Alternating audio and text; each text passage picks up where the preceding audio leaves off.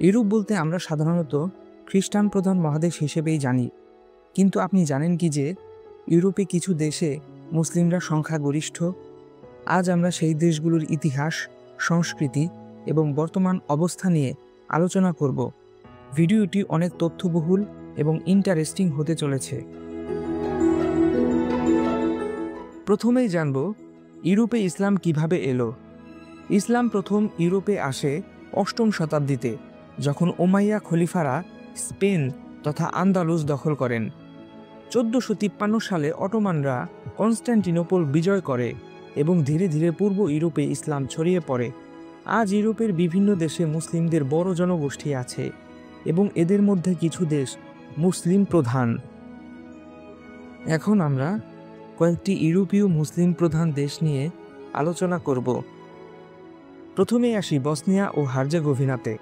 এটি বলকান অঞ্চলের একটি দেশ, যেখানে প্রায় 50% এর বেশি মানুষ মুসলিম। বসনিয়ার মুসলিমরা মূলত বসনিয়াক জাতিগোষ্ঠীর অন্তর্গত। 15শো শতাব্দীতে অটোমান সাম্রাজ্যের শাসনামলে এখানে ইসলামের প্রচার শুরু হয়। বসনিয়ার রাজধানী ইউরোপের জেরুজালেম নামেও পরিচিত, কারণ এখানে মুসলিম, খ্রিস্টান এবং ইহুদি সম্প্রদায় একসাথে শান্তিপূর্ণভাবে বসবাস করে। তবে 1990-এর দশকে বসনিয়ার যুদ্ধের সময় মুসলিমরা ব্যাপক নিপীড়নের শিকার হয়েছিল। আজ বসনিয়া একটি স্বাধীন দেশ এবং মুসলিমরা এখানে তাদের ধর্মীয় স্বাধীনতা উপভোগ করে। আলবেনিয়া হল ইউরোপের আরেকটি মুসলিম সংখ্যাগরিষ্ঠ দেশ, যেখানে প্রায় 60% মানুষ মুসলিম। অটোমান শাসনামলে এখানে ইসলামের প্রসার ঘটে, তবে কমিউনিস্ট শাসনামলে আলবেনিয়াকে নাস্তিক রাষ্ট্র ঘোষণা করা হয়েছিল এবং ধর্মীয় কার্যকলাপ নিষিদ্ধ ছিল। 1990-এর পর থেকে আলবেনিয়ার ধর্মীয় স্বাধীনতা ফিরে আসে এবং মুসলিমরা আবার তাদের ধর্ম পালন করতে শুরু করে। আলবেনিয়ার রাজধানী তিরানাতে অনেক সুন্দর মসজিদ এবং ইসলামিক সেন্টার রয়েছে।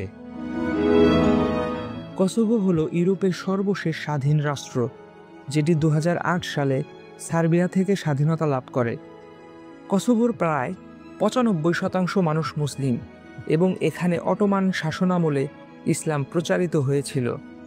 কসোভোর রাজধানী প্রিস্টিনাতে অনেক ঐতিহাসিক মসজিদ রয়েছে, যা অটোমান স্থাপত্যের নিদর্শন। কসোভো যুদ্ধের সময় মুসলিমরা ব্যাপক নিপীড়নের শিকার হয়েছিল, কিন্তু আজ তারা একটি স্বাধীন ও শান্তিপূর্ণ ইউরোপীয় রাষ্ট্র। উত্তর সাইপ্রাস হল সাইপ্রাস দ্বীপের উত্তর অংশ, যেটি তুর্কি নিয়ন্ত্রণে রয়েছে। এখানে প্রায় 99% মানুষ মুসলিম। 1974 সালে তুরস্ক সাইপ্রাস আক্রমণ করে এবং এর উত্তর অংশ দখল করে নেয়। এরপর থেকে উত্তর সাইপ্রাসে মুসলিমরা সংখ্যাগরিষ্ঠ হয়ে ওঠে। তবে এই অঞ্চলটি আন্তর্জাতিকভাবে স্বীকৃত নয় এবং শুধুমাত্র তুরস্কই এটিকে স্বাধীন রাষ্ট্র হিসেবে মান্যতা দেয়। 1 মে 2004 সালে সাইপ্রাস ইউরোপের অন্তর্ভুক্ত হয়। সেই হিসেবে উত্তর সাইপ্রাসও ইউরোপীয় অঞ্চলের একটি অংশ। যদিও তুরস্ক একটি এশীয় দেশ, তবে এর রাজধানী ইস্তাম্বুলের একটি বিশাল অংশ ইউরোপে অবস্থিত। ইস্তাম্বুল শহরটি ইউরোপ এবং এশিয়া দুই মহাদেশেই অবস্থিত। তুরস্কের ইউরোপীয় অংশে প্রায় 15 মিলিয়ন মানুষ বসবাস করে, যাদের বেশিরভাগই মুসলিম।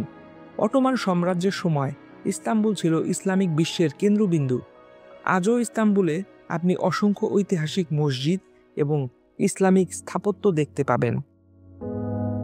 এখন আলোচনা করব ইউরোপের অন্যান্য উল্লেখযোগ্য মুসলিম জনসংখ্যা বিশিষ্ট দেশ সম্পর্কে। Number 1, north Macedonia. এখানে 35 থেকে 40% মুসলিম বসবাস করে, মূলত আলবেনিয়ান ও তুর্কি মুসলিমদের বসবাস। Number 2, Montenegro. 20% মুসলিমদের বসবাস এখানে, প্রধানত বসনিয়ান ও আলবেনিয়ান মুসলিমদের বাসস্থান। Number 3, Russia. 10 থেকে 15% মুসলিম এখানে বসবাস করে। রাশিয়ার চেচনিয়া, দাগেস্তান ও তাতারস্তানে প্রচুর মুসলিম বসবাস করে। এছাড়াও পশ্চিম ইউরোপে উল্লেখযোগ্য সংখ্যক মুসলিম সম্প্রদায় বসবাস করে। এদের মধ্যে উল্লেখযোগ্য দেশ হচ্ছে ফ্রান্স, জার্মানি, যুক্তরাজ্য, বেলজিয়াম, নেদারল্যান্ডস এবং সুইডেন।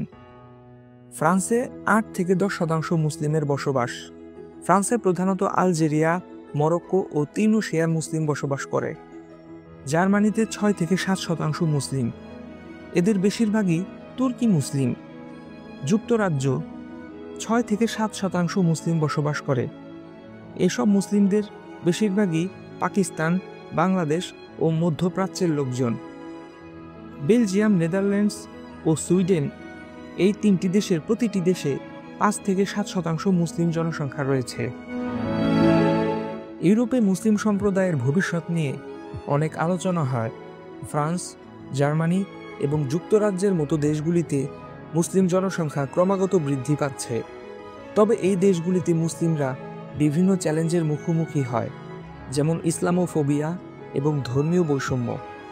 তবে মুসলিমরা তাদের সাংস্কৃতিক এবং ধর্মকে ধরে রেখে ইউরোপীয় সমাজে অবদান রেখে চলেছে।